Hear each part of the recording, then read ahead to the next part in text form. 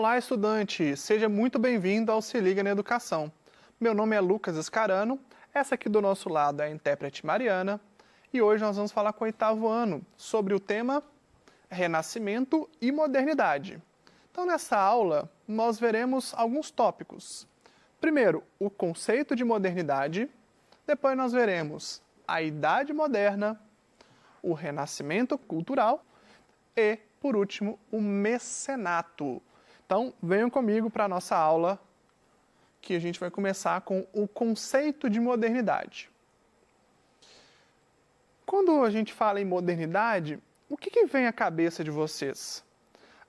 Acredito que a expectativa seja, talvez essa, um computador, ou talvez essa, um museu, né, mais moderno, mais contemporâneo, ou talvez um robô que faça, né, outras atividades que nós seres humanos fazemos, ou quem sabe um foguete espacial. Né? Imagina a gente ir para outro planeta, né, pensar em colonizar outros lugares. Só que, quando a gente fala em idade moderna na história, a gente está falando numa pintura como esta, bem famosa por sinal. Nós estamos falando de caravelas, as mesmas que os portugueses chegaram ao Brasil. Nós estamos falando também sobre alguns pensadores, como Jean-Jacques Rousseau.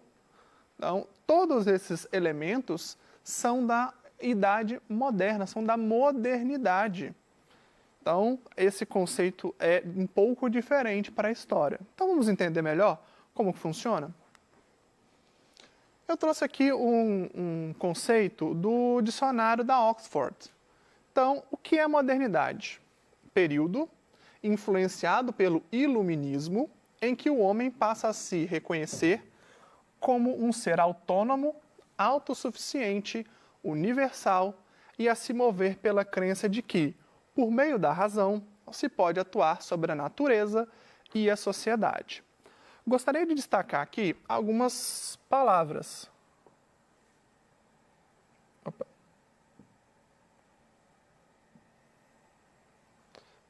Primeiramente, a palavra iluminismo. Quando a gente usa esse conceito, muitas vezes se lembra de luz, né? Iluminar alguma coisa. Então, a gente falando em iluminismo, são alguns pensadores que realmente utilizavam essa ideia da luz, só que a luz da razão.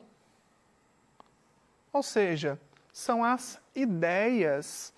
Vocês já repararam quando alguns de vocês estão assistindo desenho na televisão, ou até mesmo no computador, que o personagem tem uma grande ideia. O que aparece na cabeça dele? Uma lâmpada. Não é isso? Ou às vezes, dependendo do desenho, uma vela. Essa referência é referência exatamente ao iluminismo. Há pensadores que utilizavam a razão ou o raciocínio lógico para chegar a determinadas conclusões. E aí, nesse mesmo conceito, nós temos eles procuram criar, né, um ser humano autônomo, ou seja, que faz as coisas por conta própria, um ser autossuficiente que dá conta das coisas que faz, e um ser universal. Buscar a definição universal de homem.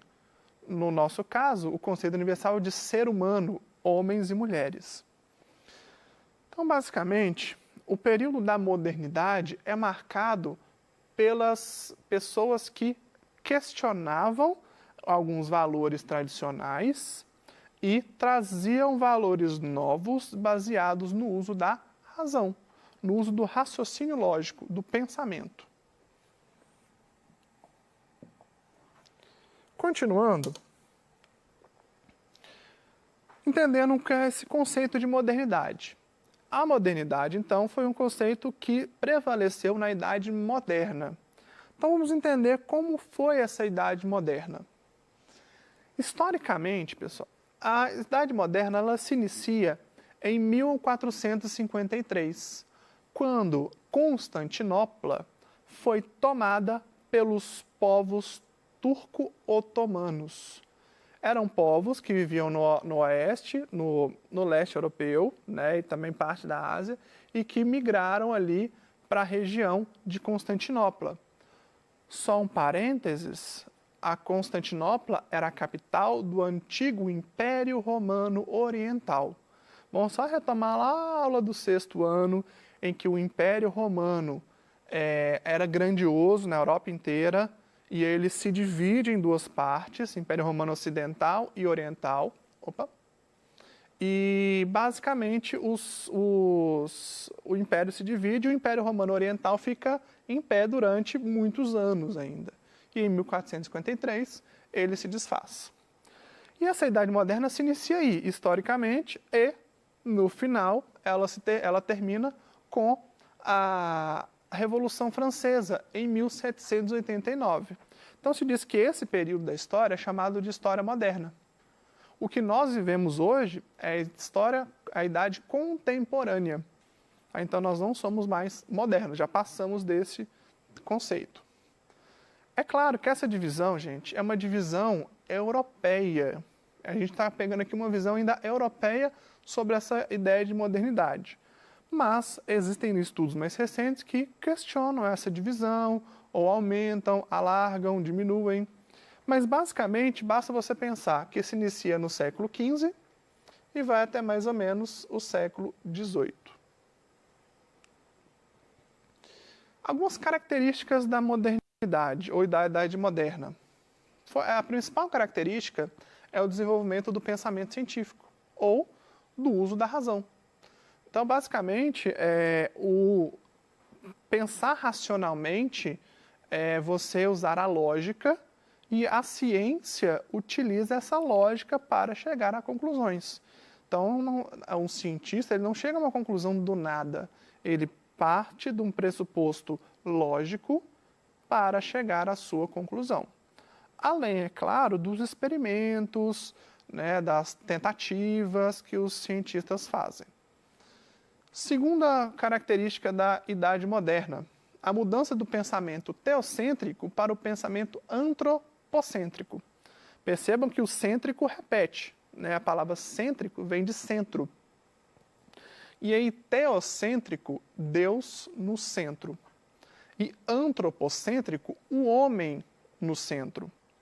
Então, é uma mudança de retirar Deus do centro das discussões, das ideias principais, e passar com que o homem seja o centro das discussões.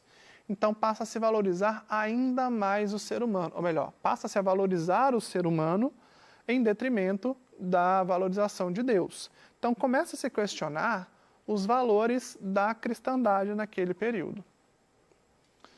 É também um período da retomada do humanismo. O humanismo nada mais é do que um pensamento grego de valorização do ser humano, e que esse pessoal da Idade Moderna retoma esses valores, trazendo assim novas discussões baseadas nos gregos. Então eles se inspiram bastante nos gregos e também nos romanos para criar tanto obras de arte quanto elementos filosóficos.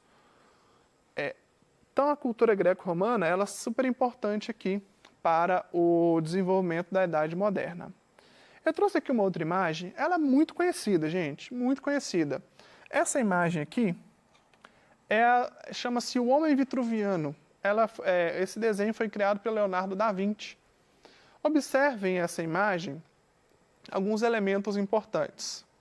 Então, primeiro, nós temos aqui um círculo, tá? Tá circulando aqui a imagem da pessoa. Temos aqui também um quadrado. E aí nós temos a pessoa aqui no centro. Basicamente, essa ideia está ligada a o homem sendo a medida de todas as coisas, ou o homem no centro de todas as coisas. Basicamente, essa figura aqui representa o pensamento antropocêntrico. Então, Leonardo da Vinci ele tem diversos estudos sobre a anatomia, sobre engenharia, coisas que a gente utiliza atualmente.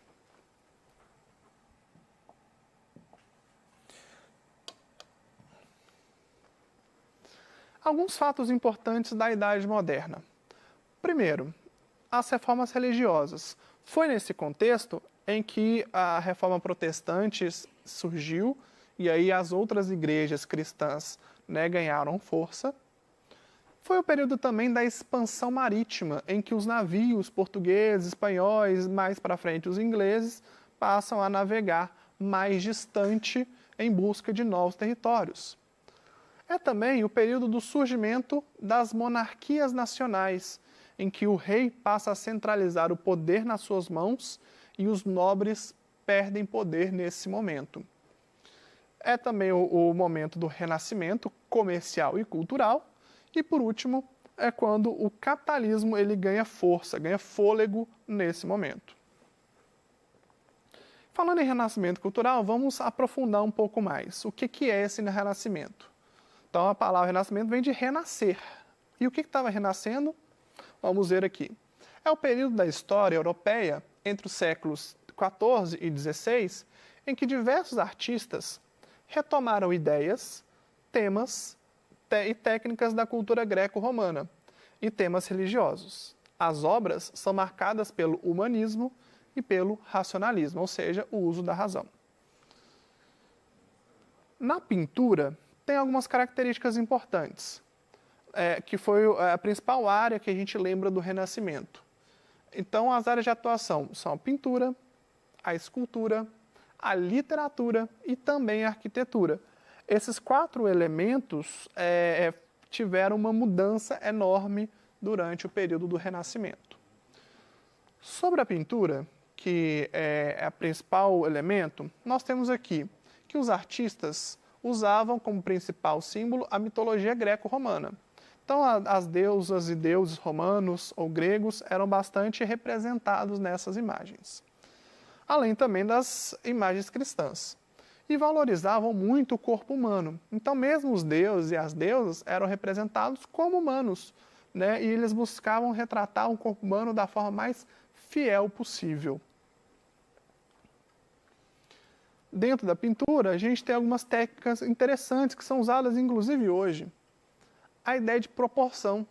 O que é essa ideia da proporção? Isso não é matemática, não, professor. Isso é história. Isso mesmo, é história. Mas o que é proporção? É quando eu tenho, por exemplo, vou desenhar uma pessoa. Se eu desenho a cabeça muito maior do que o corpo, eu estou fora de proporção. Então, a proporção é manter o tamanho das coisas reais. O tamanho real das coisas para que se pareça real. Segundo ponto, a perspectiva. Vocês já devem ter feito aquela brincadeira, talvez alguns de vocês, de pegar uma foto, né? Você vai tirar uma foto de uma pessoa que está longe e uma pessoa que está perto. E aí parece que a que está perto está grandona e a que está longe está pequenininha. Essa ideia é a perspectiva, é a ideia de profundidade. Quanto mais profundo, menor. Quanto maior, mais próximo do quadro, né, ou da pintura, vai estar aquela figura. Essas 2 técnicas são baseadas também nos cálculos dos gregos, né, no pensamento grego. Outras 2 técnicas interessantes é a ideia de luz e sombra. Quando uma figura um pintor quer representar uma figura destacada, ele coloca com tintas mais claras. Quando ele quer esconder algumas coisas, ele utiliza tintas mais escuras, ou até mesmo preto, para representar essa dualidade entre o claro e o escuro. E também tem o esfumato, que nada mais é do que a transição de tintas, de cores, para outro ambiente. Porque nas pinturas anteriores, nas iluminuras, por exemplo, as tintas elas eram mais, digamos assim, mais separadas umas das outras. Então você desenhava lá o rosto do bonequinho, né, do personagem, era de uma cor só.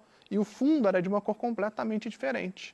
Aqui no esfumato você faz a transição de uma cor para outra.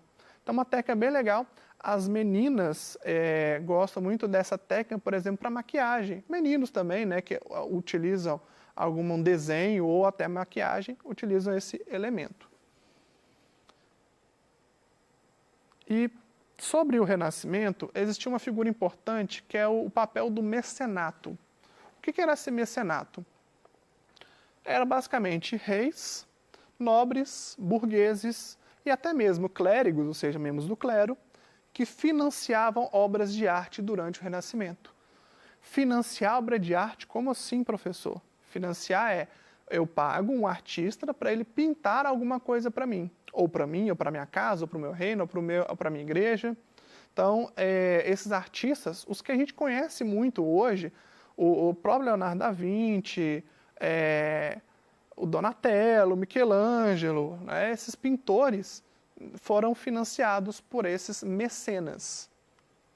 O termo mecenas vem de um conselheiro do imperador romano, que era o Caio Mecenas.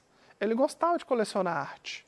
E aí se desenvolveu no período do Renascimento, com base na cultura greco-romana, essa ideia de mecenato. Então, principalmente nas cidades de Florença e Veneza, esse hábito circulou bastante dentro daquelas sociedades, porque ali está próximo do mar Mediterrâneo, um lugar de bastante comércio, então essas sociedades, essas pessoas começaram a investir em arte. Então, era uma forma de prestígio da época. E aí, eu queria que a gente refletisse uma coisa. Você já viu alguma obra renascentista? Você consegue diferenciar uma obra que é renascentista da que não é? Então, como é que a gente faz para poder diferenciar as duas coisas? Quando a gente está falando de obra renascentista, ela é toda calculada. Então, você vai ver a proporção, você vai ver a ideia de perspectiva, de profundidade. Os temas são temas religiosos ou cristãos, ou da mitologia greco-romana. Então, essas pinturas, elas são muito valorizadas ainda hoje.